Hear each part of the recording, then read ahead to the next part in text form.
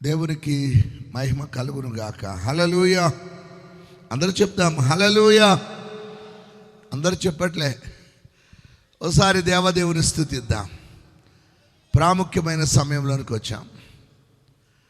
ఒకసారి రెండు చేతులు పైకెత్తుదామా, హృదయాన్ని తెరుద్దామా. హృదయం తెరవడం ప్రాక్టీస్ ఉందా? హలో, హృదయం ఇప్పి మాట్లాడడం ప్రాక్టీస్ ఉందా? హలో, ఉందా లేదా? జస్ట్ మనసుతో మాట్లాడే అలవాటు ఉందా? పెదాలతో మాట్లాడే అలవాటే ప్రస్తుతం. ఒకసారి మనసారా స్తోత్రం చెప్పండి చాలు, వాక్యంలోకి వెళ్ళిపోదాం. మనసుతో చెప్పాలి, మనసుతో బిగ్గరగా చెప్పాలి. హల్లెలూయా, హల్లెలూయా. దేవుడు మిమ్మల్ని దీవించును గాక. ఆమేన్. ప్రియులారా, నేను ఒక పాట రాయడానికి ప్రభు నాకు సహాయం చేశారు. అదేది అంటే, హృదయమే తప్ప పెదవి పలకలేని ఆత్మరాగమేదో మనసు పాడుచున్నది. ఏంటి? హృదయమే తప్ప పెదవి పలుకలేని ఆత్మరాగమేదో మనసు పాడుతూ ఉంది. ఈ కీర్తనలో కూడా 3వ చరణంలో అదే, ఆత్మతోనూ మనసుతోనూ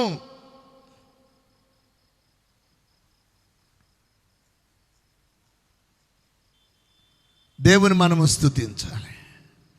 భక్తి అంటే ఏదో ఆచారంగా చేయడం కాదండి, జాబులాగా చేయడం కాదు. ఇది మన పరమ తండ్రికి సమీపస్తులం అవడమే ఈ యొక్క ప్రయత్నం. ఆయన సత్యస్వరూపి, నాథ సత్యస్వరూపి అన్నామే. నా ప్రాణనాథ, నాథ అంటే భర్త అని, నా యజమానుడా అని. ఆయనకు మనల్ని మనము సమర్పించుకోవడం అలవాటు చేసుకోవాలి. అదే దేవభక్తి సాధన. ఇదంతా ప్రాక్టీస్ అండి. ఏదో ఊరికే ఒక పాట పాడి మీటింగ్ పెట్టాలి కదా అని పెట్టేసి వెళ్ళిపోవడం కాదు ఈ లేఖన క్రీస్తు మహాసభల యొక్క ఉద్దేశం. అలాగే హోలీ అపోస్తల మిషన్ యొక్క దర్శనం.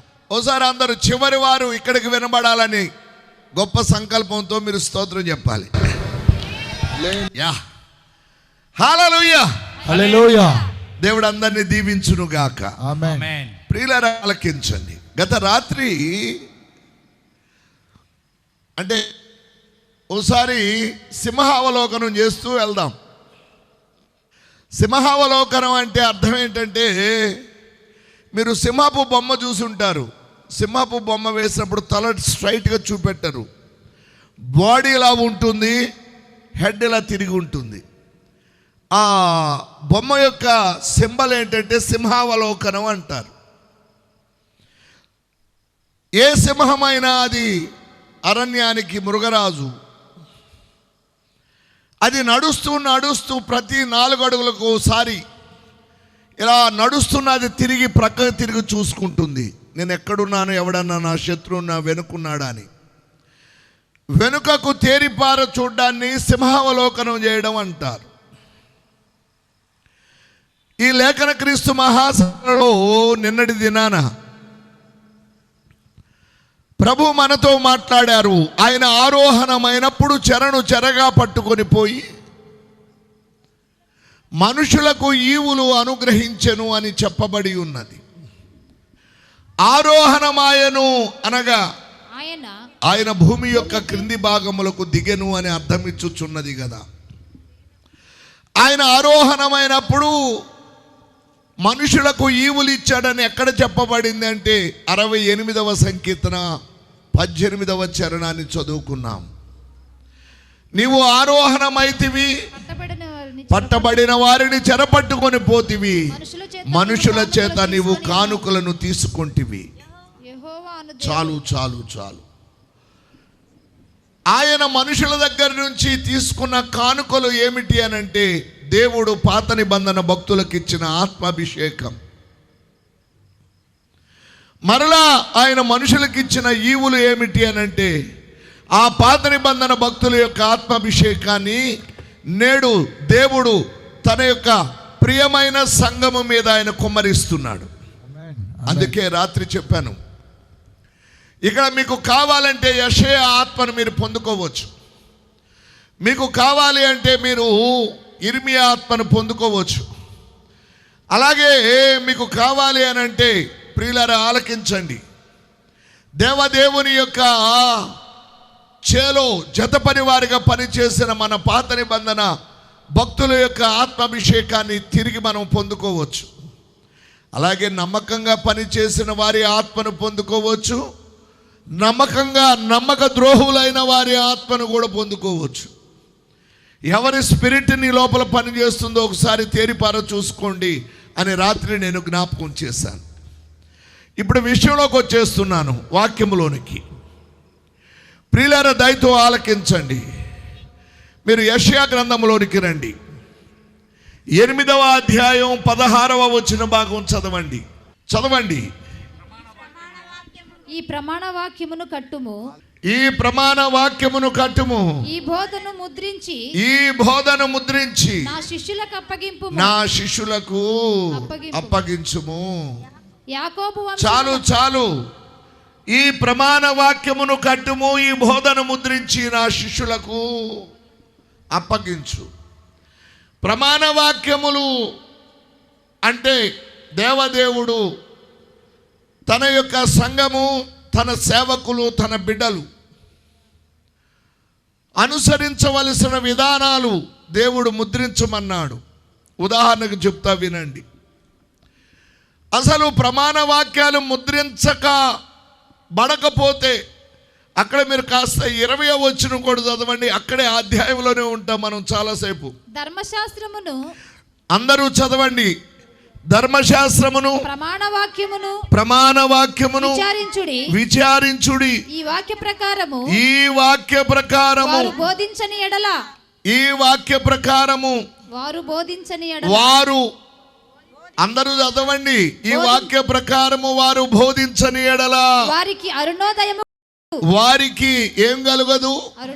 మరలా చదవండి. అందరూ వెనకున్న వాళ్ళు కూడా వాక్యాన్ని చదవండి. ఈరోజు మీరు వాక్యం మీద మనసు పెడితే దైవ చిత్తాన్ని మీరు మోసుకొని వెళ్ళబోతున్నారు.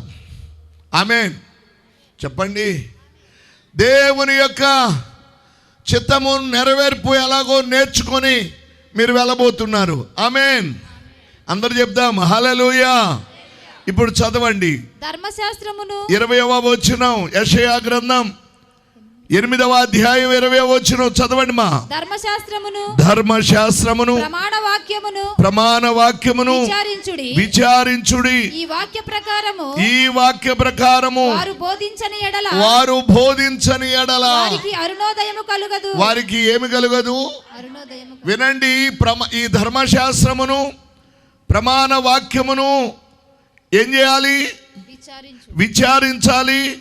ఈ ప్రకారము వారు బోధించని ఎడల వారికి ఏం కలగదు? వినండి. దేవుడు నిర్ణయించిన చిత్త ప్రకారము బోధించని ఎడల వారికి అరుణోదయము కలగదు.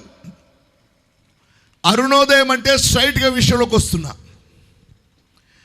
దేవుడు నిర్ణయించిన ప్రమాణ వాక్య ప్రకారమే కానీ బోధించకపోతే ఏ బోధకులైనా ఇంకా వారికి అరుణోదయం రాదంట. అరుణోదయం అంటే సూర్యోదయం. అరుణ అంటే సూర్యుడు. సూర్యోదయం అంటే అర్థం ఏంటంటే ప్రభు యొక్క రాకడ రాదు అని అర్థం. ఒకసారి అందరు దేవునికి స్తోత్రం చెప్పండి. హల్లెలూయా. గతములో ఇప్పటికీ యేసయ్య భూమి మీదకి వచ్చి ఆయన పరలోకానికి ఎక్కి వెళ్ళి 2000 సంవత్సరాలు కావస్తా ఉంది. అంటే వచ్చి ఎక్కి వెళ్ళి అన్నా నేను. ఆయన భూమి మీదకి వచ్చి 33.5 సంవత్సరాలు జీవించారు.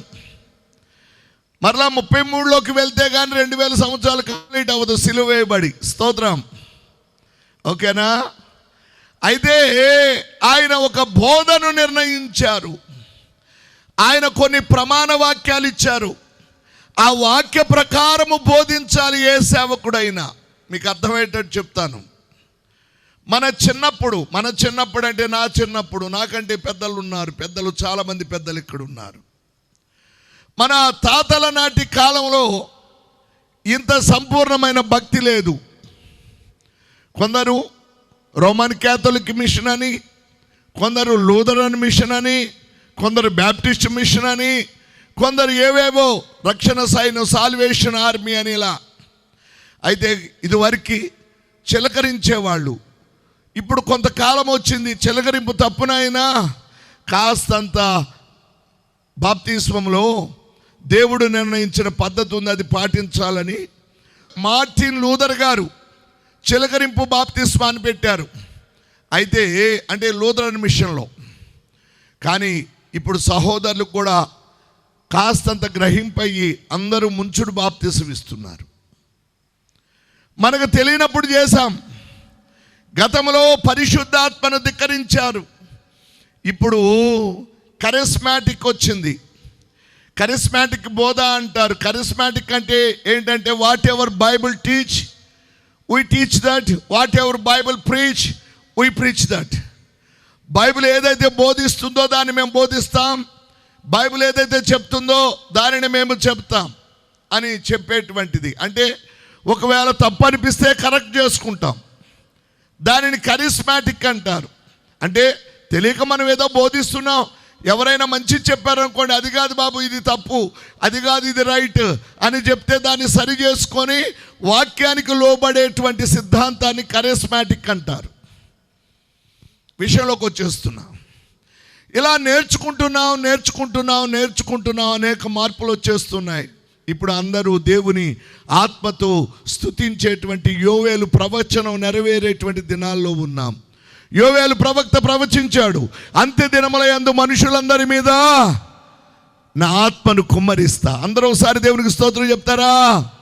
అందరూ రెండు చేతులు పైకెత్తి దేవదేవుని స్తుతిద్దాం. ఈ రాత్రి దేవుని ఆత్మ నీ మీద సంచారం చేయబోతా ఉంది. దేవుని ఆత్మ అభిషేకం నీ తల మీదకి రాబోతా ఉంది. యోవేలు ప్రాఫెసీ నెరవేరేటువంటి దినాల్లో ఉన్నాం. ఇంకా రాబోతా ఉంది మార్పు. మనకు తెలిసినంత వరకే మనం భక్తి చేస్తున్నాం. సంపూర్ణతలోనికి దేవుడు నడిపించబోతున్నాడు. ప్రమాణ వాక్యాన్ని ప్రతి దైవ సేవకుడు బోధించాల్సిన గడియ రాబోతా ఉంది. ఆ గడియ వచ్చినప్పుడే ఏమవుతుంది అంటే మనకు అరుణోదయము కలుగుతుంది. అరుణోదయం అంటే అర్థం ఏంటి? ఇందాకే చెప్పాను నేను. సూర్యోదయం అంటే నీతి సూర్యుడైన యేసయ్య మరలా రావాలి అంటే ఈ ప్రమాణ వాక్యాలు ఉన్నవి ఉన్నట్టు దేవుడి చిత్త ప్రకారము బోధ ప్రతి దైవ సేవకుడు చేయడం ప్రారంభించినప్పుడే రెండవ రాకడ వస్తుంది తప్ప మరలా అప్పుడే రాకడ రాదు. హలో, అప్పుడే రాకడ రాదు. మళ్ళా మీకు పిల్లలు పుట్టి, మీ పిల్లలకి మీరు పెళ్లి చేసి వారికి పిల్లలు పుట్టి అప్పటి వరకు రాకడ రాదు. అప్పుడు కూడా రాదేమో. ఏంట్రా ఈ తప్పుడు బోధ అని అనుకుంటారా? ఇప్పుడు మీకు క్లారిటీ ఇవ్వాలి. బోధకులు చాలాసార్లు భయపెడుతూ ఉంటారు విశ్వాసుల్ని. ఈ రాత్రే ప్రభు వస్తే అని అరుస్తారు. అంటే ఆ బోధకుడికి ఇంకా బోధ అబ్బలేదని అర్థం. ఈ రాత్రే ప్రభు వచ్చాడు అనుకోండి అని చెప్పాడా, పదం వాడా, ఇంకా ట్రైనింగ్ కాలేదు సేవకుడు. కారణం ఏంటో చెప్తా వినండి. ప్రభు ఈ రాత్రే రావాలి అంటే రేపు గోగు మాగోగు యుద్ధం జరగాలి. గోగు మాగోగు అని ఏ దేశాన్ని పిలుస్తారు అనుకుంటున్నారు? రష్యాని పిలుస్తారు. దానినే రోష్ అని పిలుస్తారు. రష్యా అని ఆంగ్లంలో రష్యా అంటారు. దానినే గోగు మాగోగు అని వారి మత భాషలో పిలుస్తారు. వారి వ్యవహారిక భాషలో దాన్ని రోష్ అని పిలుస్తారు. అంటే రేపు గోగు మాగోగు యుద్ధం అంటే రష్యా వాళ్ళు దేవుని పిల్లలకి వ్యతిరేకంగా యుద్ధం చేసేటువంటి ఒక యుద్ధం, గోగు మాగోగు యుద్ధం. ఇప్పుడు రష్యా ఫామ్లోకి రావాలి. ఇప్పుడు ప్రస్తుతం ఫామ్లో ఉంది United states of America, USA. ప్రపంచాన్ని శాసిస్తుంది. అది ఆర్థికంగా పతనం అవ్వాలి. పతనం అయిన తర్వాత కాస్తంత రోష్ అంటే రష్యా ఫామ్లోకి రావాలి. ఫామ్లోకి వచ్చిన తర్వాత అబద్ధ క్రీస్తు పుట్టాలి. అబద్ధ క్రీస్తు పుట్టక ముందు యెరూషలేములో దేవాలయం కట్టాలి. దేవాలయం కట్టిన తర్వాత ఈ అబద్ధ క్రీస్తు ప్రత్యక్షత జరగాలి. అతడి ప్రత్యక్షత జరిగిన తర్వాత అతడు 7 ఏళ్ల పాలన ప్రారంభం అవ్వాలి. 7 ఏళ్ల పాలనలో అర్ధకాలము అంటాడు. కాలములు అర్ధకాలములు అంటాడు దానియేలు గ్రంథంలో. అంటే 7 సంవత్సరాల పరిపాలనలో 3.5 సంవత్సరాల కాలం న్యాయ పరిపాలన చేస్తే ఇతడే దేవుని కుమారుడు అని అనేకులు నమ్మేస్తారు. కానీ చివరికి 3.5 సంవత్సరాలు గడిచాక అతడు యెరూషలేము దేవాలయములో నిలువరాని స్థలములో అపవిత్రమైన దాన్ని నిలబెడతాడు. అప్పుడు వీడు దేవుని కొడుకు కాదు అని ప్రజలందరూ విసర్జించాలి. ఇవన్నీ జరిగితేనే రాకడ రావాలి. ఇవేం జరగకుండా ఈ రాత్రే అని అరిసావు అనుకో, బైబిల్ అంతా తప్పు. ఈ లేఖన క్రీస్తు మహాసభలు పెట్టడం కూడా పెద్ద తప్పు, శుద్ధ తప్పు, పెద్ద దండగమారి పని. దండగమారి పని అంటే లాభం కొరకు చేయట్లే. వాస్తవానికి లాభం కొరకు అంటే దండగమారి పని అంటే లాభం అంటే డబ్బు సంపాదించుకోవడానికి లేఖన క్రీస్తు మహాసభలు అసలు మేము పెట్టట్లే. మీటింగ్ అయిపోయిన తర్వాత ఒక 10 లక్షల అప్పు ఉంటుంది.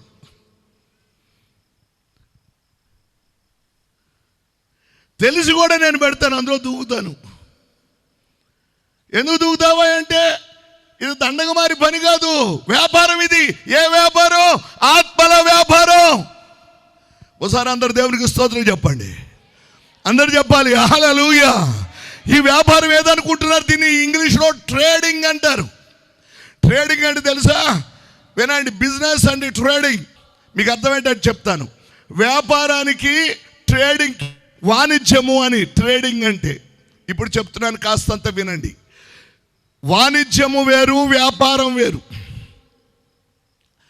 వాణిజ్యము అంటే దాన్ని ఇంగ్లీష్లో ట్రేడింగ్ అంటారు. మీరు ఎప్పుడైనా రామారావు అంటే ట్రేడింగ్ అండ్ కో అని ఉంటుంది. అంటే లేకపోతే కెనడా, కెనడా అంటారు. కాకినాడ ఉంది, కాకినాడ దాని పేరు ఒరిజినల్ ఏం కాకినాడ కాదు, కెనడా.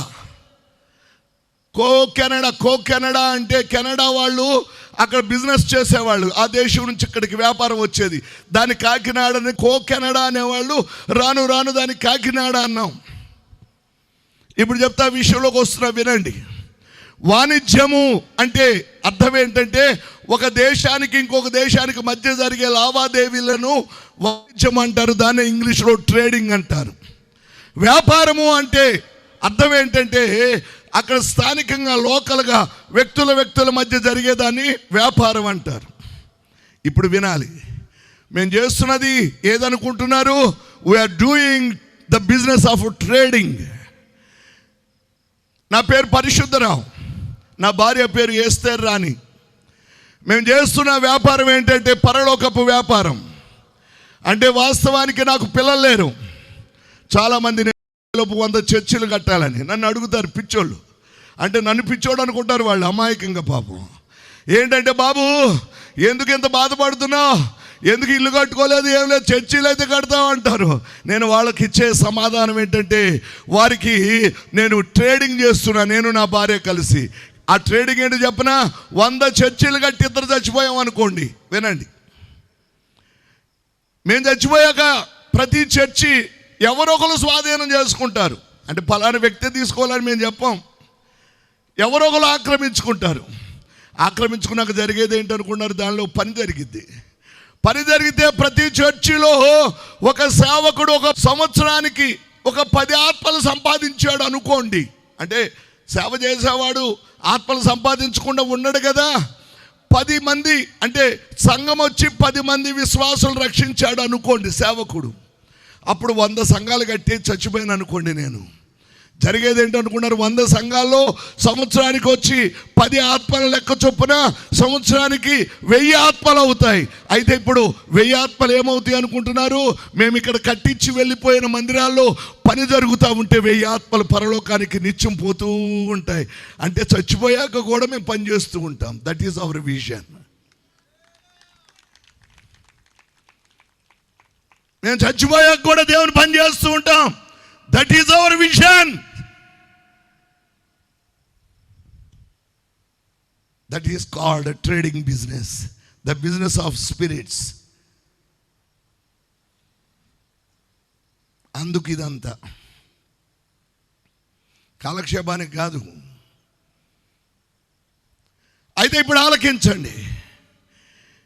దేవుని రాకడ రావాలి అంటే, అరుణోదయము కలగాలి అంటే ఈ ప్రమాణ వాక్యమును కట్టుము, ఈ బోధన ముద్రించిన శిష్యులకు అప్పగించుము.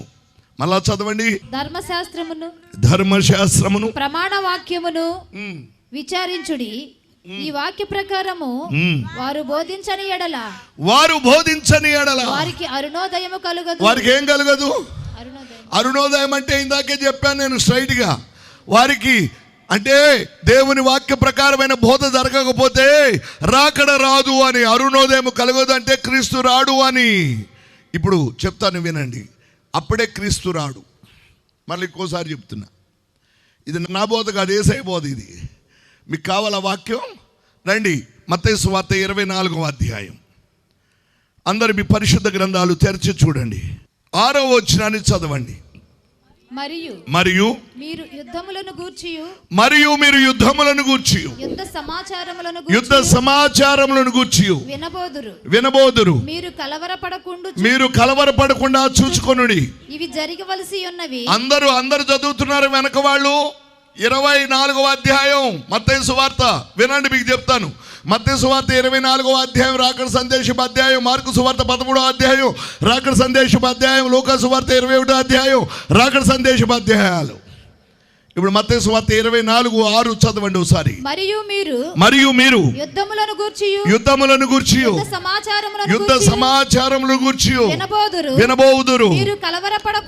మీరు కలవరపడకుండా చూచుకొనుడి. ఇవి జరగవలసి ఉన్నది గాని అంతము వెంటనే రాదు. ఏంటంట?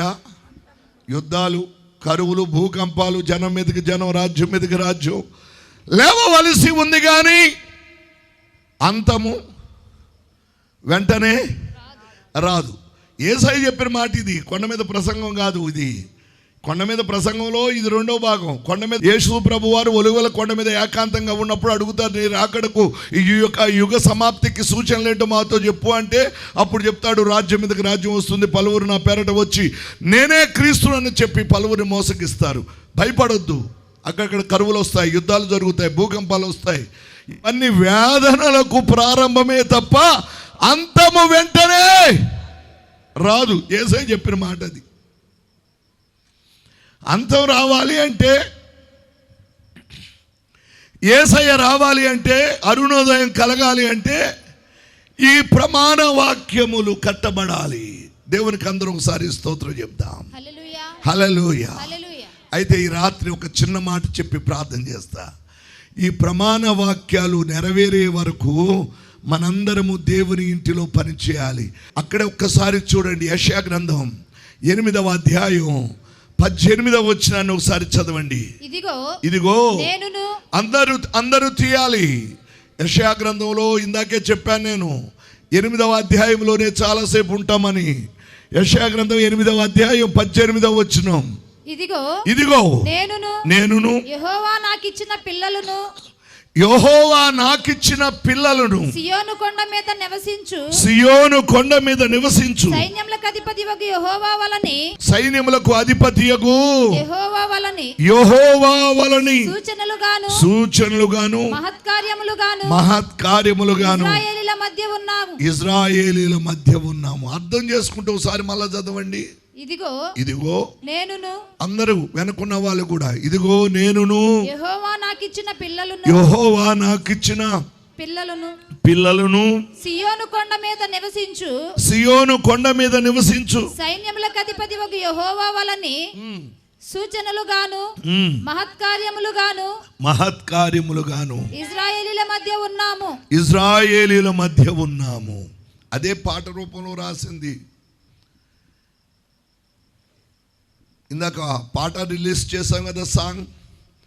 అందులో మొదటి చరణం, ప్రమాణ వాక్యములు నెరవేరు వరకు నేనును నా ఇంటి వారందరూ సియోను కొండపై సూచనగాను నా దేవా నీ మహత్కార్యముగాను ఉండేదాం నీకై వేచి ఉండేదాం. పాడదామా చరణం. ప్రమాణ వాక్యముల్ నెరవేరు వరకు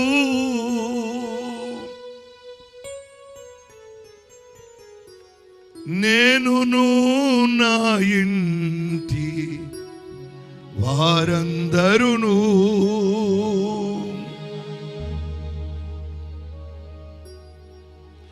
ప్రమాణ వాక్యముల్ నెరవేరు వరకు నేనును నా ఇంటి వారందరును సియోను కొండపై సూచనగాను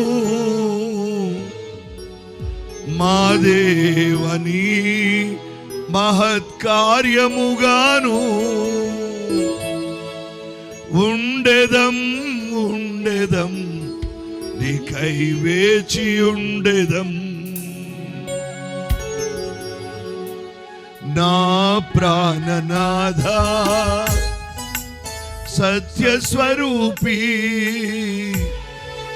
నను నీ పోలికలు చెక్కుకున్న శిల్పి. పాడదాం. నా ప్రాణనాథ సత్యస్వరూపీ నను నీ పోలికలు చెక్కుకున్న. పాడాలి. నా ప్రాణనాథ సత్యస్వరూపీ నను నీ పోలికలు చెక్కుకున్న శిల్పి.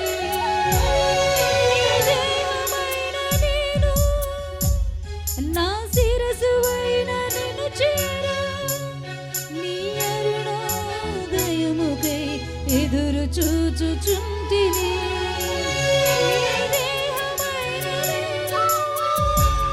నా శిరసువైన నిన్ను చేరా నీ అరుణోదయముకై ఎదురు చూచుచుంటిని.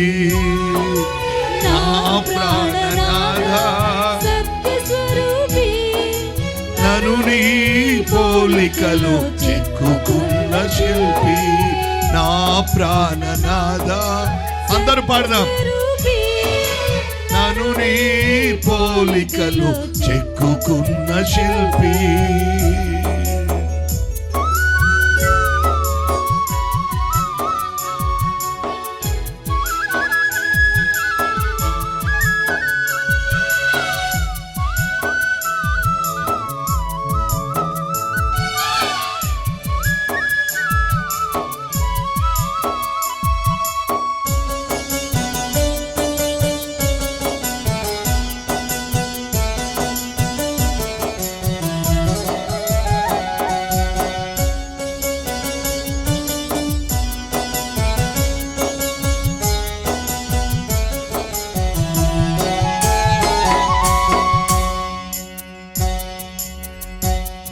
ప్రమాణ వాక్యముల్ నెరవేరు వరకు నేనును నా ఇంటి వారందరును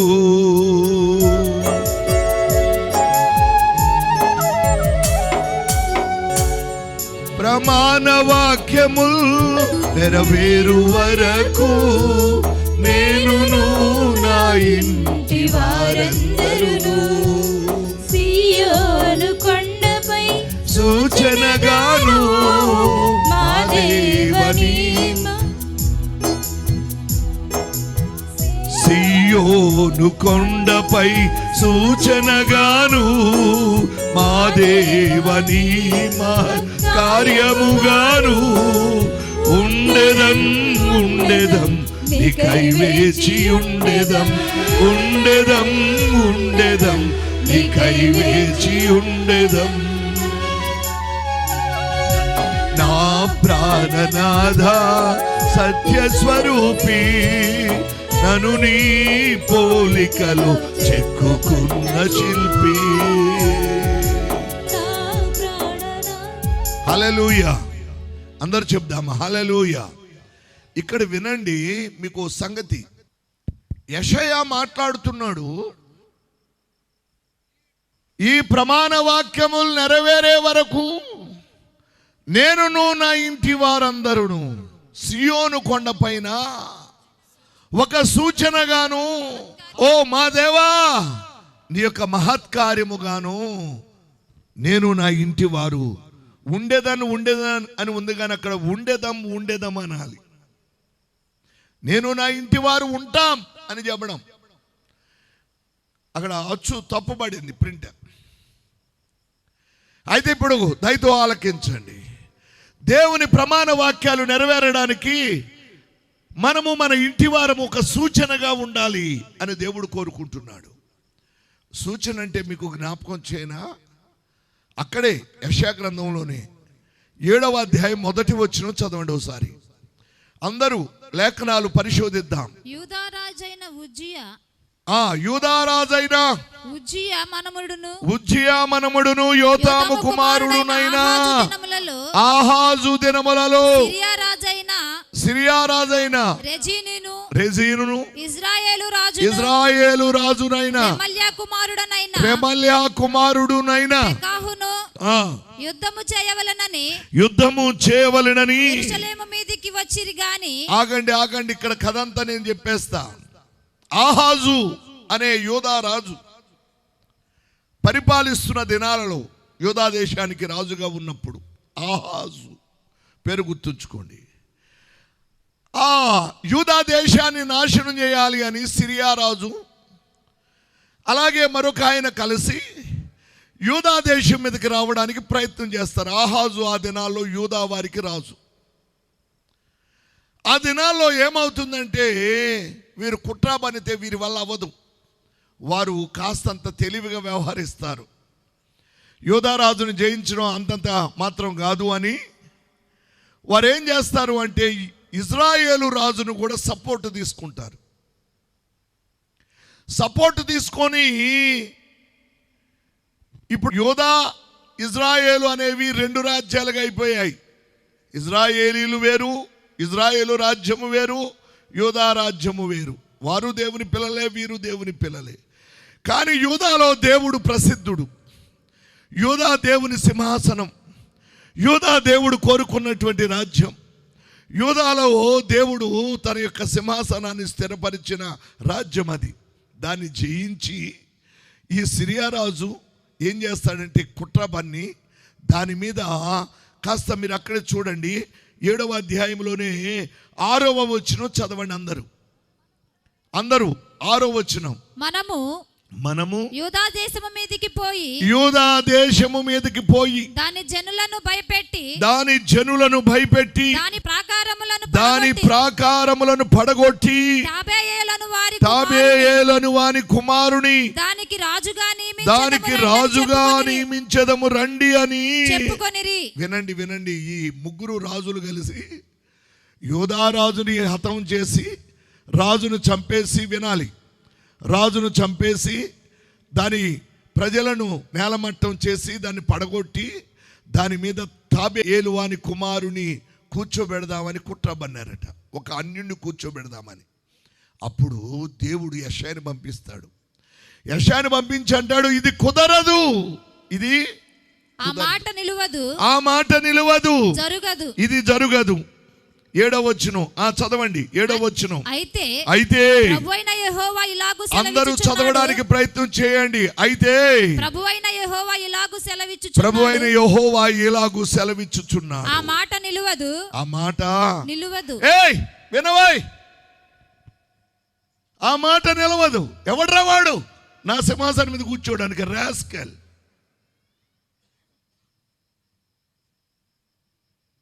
ఎవడు వాడు నా సింహాసనం మీద కూర్చోడానికి? ఈ మాట కుదరదు, అది నిలవదు. ఒకసారి స్తోత్రం చెప్తారా?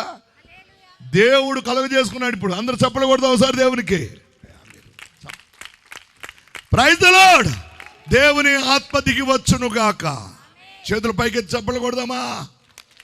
ఎవడైనా దేవుని సింహాసనం మీద కూర్చోవాలంటే ఇది కుదరదు, ఈ మాట నిలవదు. ఇప్పుడు ప్రభు ఒక సూచన చెప్తున్నాడు. ఆలకించండి, ఇది కుదరదు.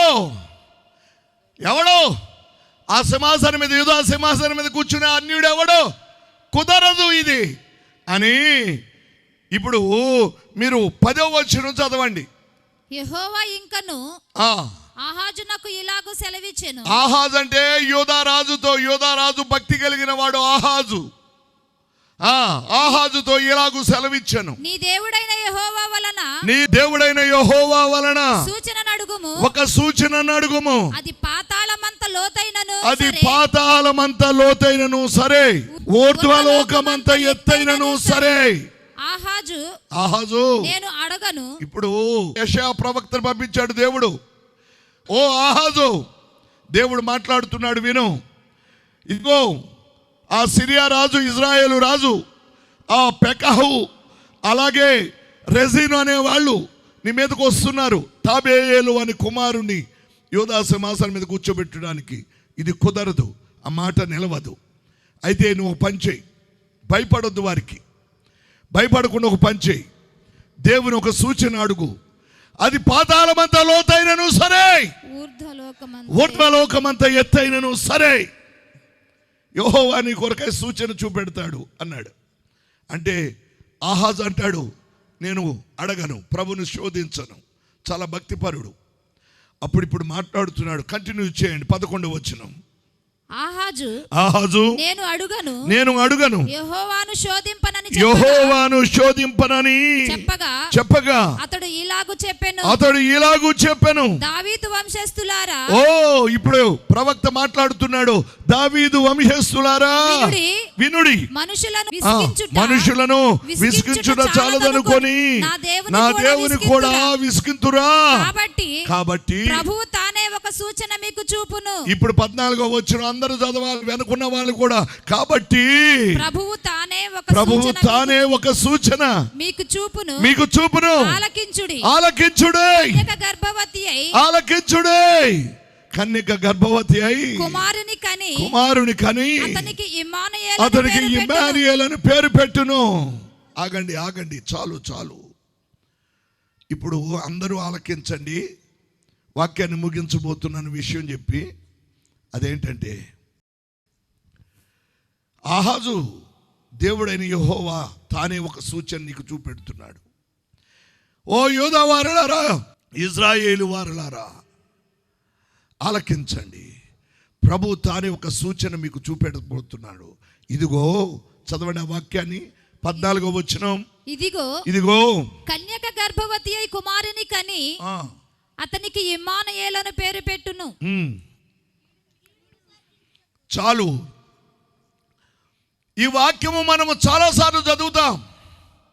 ఏ సందర్భంలో దేవుడు మాట్లాడాడు అంటే, ఆ ఇజ్రాయేలు రాజు, సిరియా రాజు పెకహుకు, అలాగే రెజీను, అక్కడ ఉన్నటువంటి సిరియా వాళ్ళు యూదా రాజ్యం మీదకి వచ్చి యూదా రాజుని హతం చేసి ఆ యొక్క పట్టణాన్ని నాశనం చేసి ఆ సింహాసనం మీద తాబేయేలు అని కుమారుడు కూర్చోబెట్టాలనుకుంటే, ఇప్పుడు దేవుడు మాట్లాడుతున్నాడు.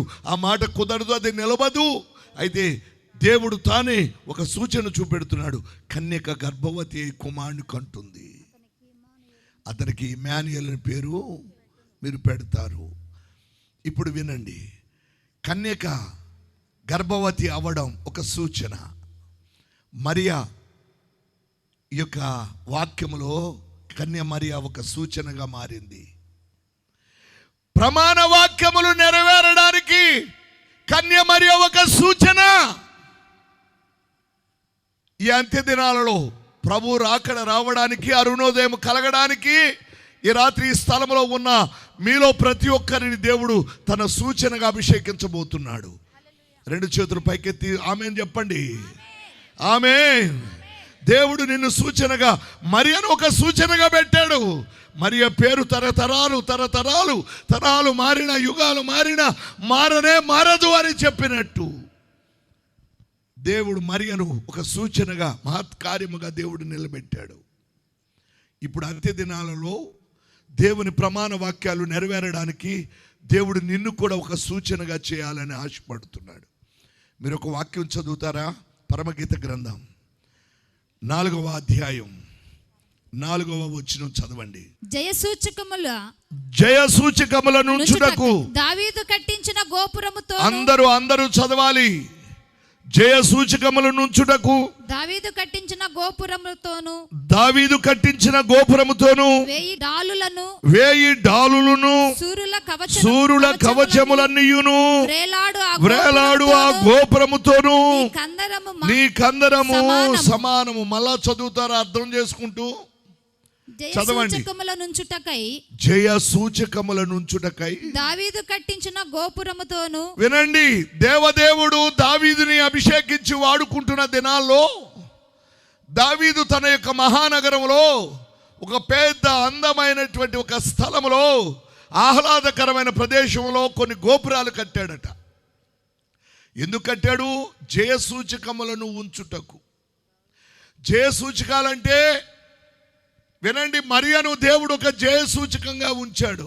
దావీదు కట్టిన గోపురాలలో అంటే ఒక అందమైన ఒక గోపురం ఉంటుంది. ఇప్పుడు మనం వెళ్ళినా చూడొచ్చు అవి. అయితే ఆ యొక్క యెరూషలేములో దావీదు కట్టించినటువంటి ఆ గోపురాల్లో ఒక చోట అంటే అందమైన గోపురమే కానీ మధ్యలో ఒక తాడు వేలాడుతూ ఉంటుంది. ఇలా తాడుకి కిందండి ఒక రాయి, గులక రాయి ఇలాగా వేలాడుతూ ఉంటుంది. ఆ తాడులో అది ఒక ఒడిసెల. అది ఎందుకు బాబు ఇలా పెట్టావు అంటే దావీదు చెప్పేవాడు, ఇది ఒడిసెల కాదు, దేవుడు మా కొరకై నిర్ణయించిన జయ సూచకము. ఒకసారి దేవుని స్తోత్రం చెప్తారా? అందరు చెప్పాలి హల్లెలూయా, హల్లెలూయా. ఇది మీరు చూస్తున్న కేవలం తాడు కాదు, అది రాయి కాదు, దేవుడు ఉంచిన జయ సూచకం. ఇంకో చోటుకు వెళ్తే అక్కడే అద్భుతమైన సుందరమైన ఒక గోపురం ఉంటుంది. ఆ గోపురం మధ్యలో ఒక తాడుకి ఒక ఎముక వేలాడుతూ పెట్టాడట దావీదు తాతయ్య. ఏం దావీదు మహారాజా పిచ్చి పట్టిందా? ఇన్ని లక్షల రూపాయల డబ్బులతో ఈ గోపురాన్ని కట్టించి మధ్య తాడు పెట్టావు, ఏదో ఒక ఎముక తీసుకొచ్చి కట్టావు, ఏమైంది నీకు అంటే, అరే పిచ్చోడా, ఇది ఎముక కాదురా, ఇది ఈ ఎముక ద్వారా మా పితరుడు సంసోను గాడిద యొక్క దవడ ఎముకతో శత్రువులను చంపిన జయ సూచకం. ఒకసారి చెప్పలు కొడదామా? హల్లెలూయా. ఇది ఎముక కాదు, ఇది జయ సూచకం. ఇంకాస్త ముందుకు వెళ్తే అక్కడ ఒక గోపురం ఉంటుంది, అది అద్భుతంగా ఉంటుంది. ఆ గోపురం మధ్యలో ఒక తాడు కండి ఒక కొండ, పగిలిన కొండ వేలాడుతూ ఉంటుంది. రాజా, అక్కడ తాడు, ఇక్కడ ఎముక, అక్కడేమో గులకరాయి. ఏంటి నాయన పగిలిన కొండేంటి స్వామి అంటే అంటాడు, ఇది కొండ కాదు, ఆ కొండ ప్రక్కనే కాస్తంత హైట్ తక్కువలో వేలాడుతూ ఒక బోర, ఒక కాగడ.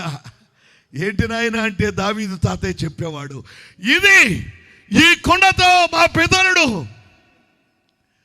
గిద్యోను శత్రువులను చంపినటువంటి జయ సూచకం. ఇది ఈ కొండతో, కాగడాతో, బూరతో మా పితరుడైనటువంటి గిద్యోను శత్రువుల ఆగడాలు ఆపాడు ఈ కాగడాలతో అని చెప్పి అది జయ సూచకంగా ఉంచాడు. ఈ రాత్రి దయతో నా మాటలు ముగించబోతున్నా. దేవుడు తన చిత్తము జరిగించడానికి ఈ స్థలములో ఈ రాత్రి దేవుని మాటలు వింటున్న నిన్ను ఆయన తన కొరకైన జయ సూచకంగా అభిషేకించబోతున్నాడు. హల్లెలూయా, ఆమేన్ చెప్దాం. హల్లెలూయా, హల్లెలూయా, హల్లెలూయా. నా ప్రియులారా, కన్యమరియా ఒక సూచన. దావీదు కట్టించిన గోపురాలలో అనేకమైన వస్తువుల సముదాయం ఒక సూచన. ఈ రాత్రి నువ్వు కూడా దేవుని యొక్క రాజ్య వ్యాప్తిలో ఒక సూచనగా మారాలని ప్రభు తన చిత్తాన్ని వెల్లడి చేస్తున్నాడు. ట్రై చేయి. నీ ద్వారా దేవుడు ఒక గొప్ప విప్లవం, నీ ద్వారా దేవుడు గొప్ప ఉజ్జీవం, దేవుడు నీ ద్వారా ఒక పెను మార్పు సమాజంలో తేవడానికి ఇష్టపడుతున్నాడు. You are the anointed one. నువ్వు అభిషేకింపబడిన వ్యక్తివి. అందరూ లేచి నిలబడదాం, ప్రార్థన చేసుకుందాం. ప్రక్కవారితో నడవద్దు. జస్ట్ దేవుని దగ్గర ఒక సమర్పణ చేయి. దేవదేవుని సన్నిధానంలో ఒక జయ సూచకంగా నువ్వు మారాలని తండ్రి కోరుకుంటున్నాడు. నేనును నా ఇంటి వారును యెహోవా నాకు ఇచ్చిన నా ఇంటి వారును. సియోను కొండ మీద ఉన్నటువంటి ఒక సూచనగాను, మా దేవా నీ చేతిలో ఒక మహత్కార్యముగాను మేము ఉంటామయ్యా, ఉంటాము స్వామి. ప్రమాణ వాక్యములు నెరవేరేంత వరకు చేతులు పైకెత్తుదామా? నీకు లోపల ఆశ అయితే ఉందయ్యా, దేవుని కొరకు నేను కూడా వాడబడితే బాగుండు కదా అని. నేను ఒక దావీదునైతే బాగుండు అనుకుంటున్నావు. దావీదు కట్టించిన గోపురాలలో జయ సూచికలు ఉంచడానికి, 1000 డాలులు ఉంచడానికి అద్భుతమైన సుందర గోపురాలు కట్టాడు. గొలియాతును చంపిన ఖడ్గం అక్కడ ఉంది, శత్రువులను చంపిన కాగడాలు అక్కడున్నాయి. ఈ రాత్రి సాతాను సింహాసనాన్ని కూల్చగలిగినటువంటి సూచన, అద్భుత కార్యము చేయగలిగిన శక్తి దేవదేవుడు ఇక్కడ ఉన్నటువంటి వారిలో అనేకులకు అనుగ్రహిస్తున్నాడు. ప్రభు కొరకై సమర్పించుకుందామా? ఒక్కసారి అడుగు, ఆయన నిన్ను జయ సూచకంగా మార్చబోతున్నాడు. అడగకపోతే ఆశీర్వాదం పోగొట్టుకుంటావు, అడగకపోతే దేవుని కొరకై వాడబడలేవు, దేవుని కొరకై సాగిపోలేవు. జస్ట్ ఆస్క్ హిమ్, దేవా నన్ను నీ చేతిలో పనిముట్టుగా అభిషేకించి వాడుకోనైనా. నువ్వు రేపు సియోను వీధులలో నీవే రారాజువి, నీవే యుగ యుగాల రాజ్యాన్ని ఏలేటువంటి రాజులైన యాజక సమూహానివి.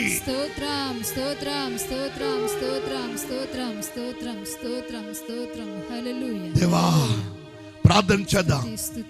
నువ్వు దేవుని దగ్గర అడుగు, ఏ అభిషేకం కావాలో, ఏ సాధనంగా నువ్వు పని చేయాలనుకుంటున్నావో, దేవుడు నిన్ను ఎలా వాడుకోవాలనుకుంటున్నాడో. ఒక గాడిద ఎముకను వాడుకున్నాడు, ఒక గులకరాతిని వాడుకున్నాడు దావీదు చేతిలో, ఒక బూరను బలహీనమైన కొండను వాడుకున్నాడు.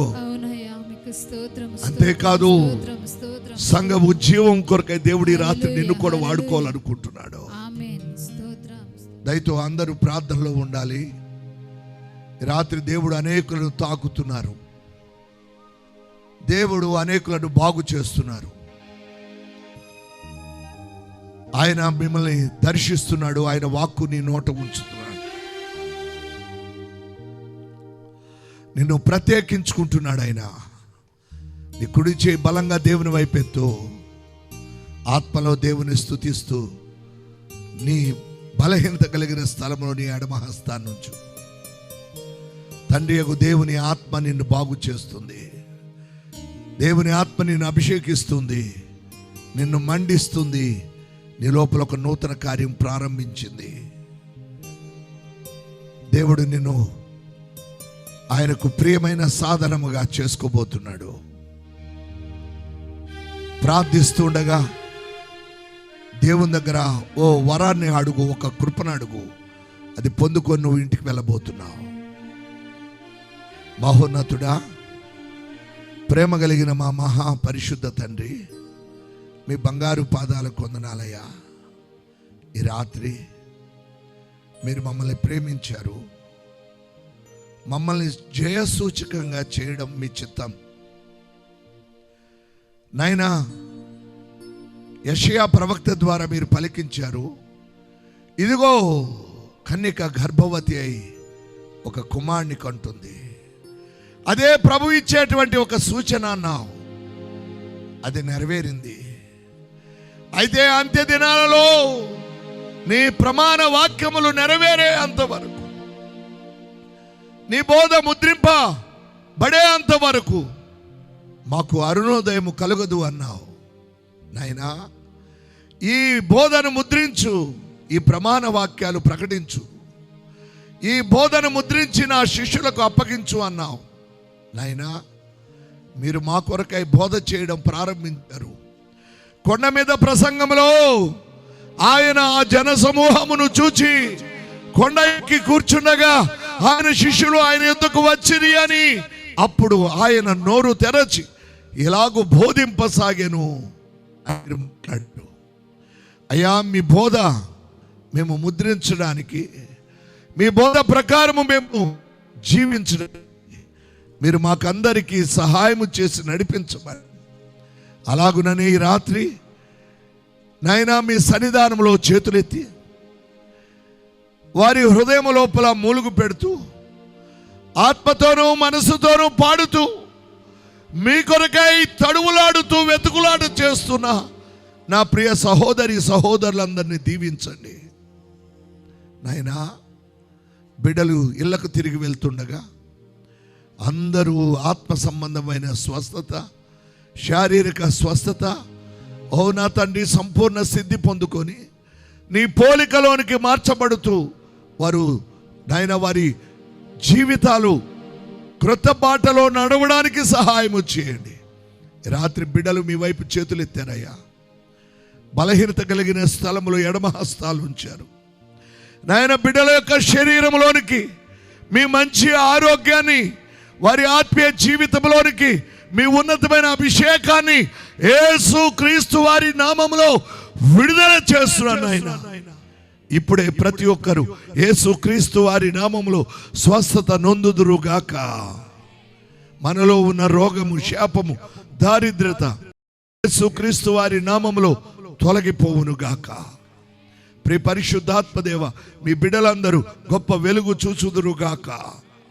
ఈ రాత్రి ఈ స్థలంలో నిలిచి మీ మాటలు విన్న ప్రతి ఒక్కరు ఆత్మ సంబంధంగా రగల్చబడుదురుగాక. తండ్రి, మీకు వందనాలు. బిడ్డలందరినీ దీవించండి. ఈ సభల కొరకై శ్రమదానం, ధనదానం అయ్యా, ఇదిగో నా తండ్రి, వారి యొక్క సొమ్మును, వారి యొక్క బలాన్ని ఉపయోగించి మాతో సహాయపడుతున్న ప్రతి ఒక్కరిని ఆశీర్వదించి మీరే మహిమ, ఘనత, ప్రభావాలు పొందమని, మరలా రేపు జరగబోతున్న సభలో మేమందరము నాయన సంతోషంగా కలుసుకొని మీ యొక్క బోధను మేము ఆలకించి నాయన మీ బోధను అర్థం చేసుకునే కృపను మేమందరము పొందుకునేలాగున ఈ సభలను మీరు ఆశీర్వదించమని యేసు క్రీస్తు వారి ప్రశస్తమైన నామంలో ప్రార్థించి వేడుకుంటున్నాము తండ్రి. ఆమేన్. మన తండ్రి అయిన దేవుని ప్రేమ,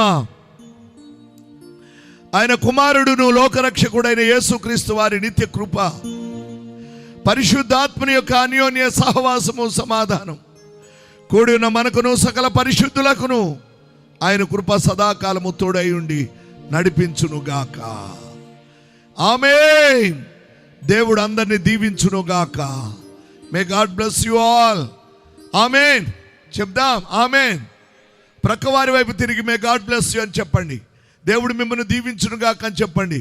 దేవుడు మిమ్మల్ని దీవించునుగాక. దేవుడు అందరినీ దీవించునుగాక.